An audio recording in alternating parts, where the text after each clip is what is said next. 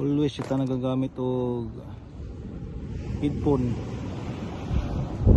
So advice na ako sa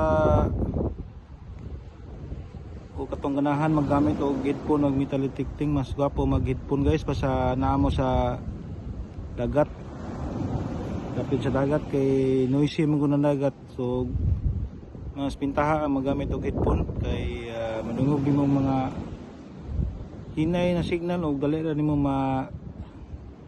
ma-identify ang signal kung false ba siya o minerals pa yung na detect o nabay good ba yun siya, good yung na detect.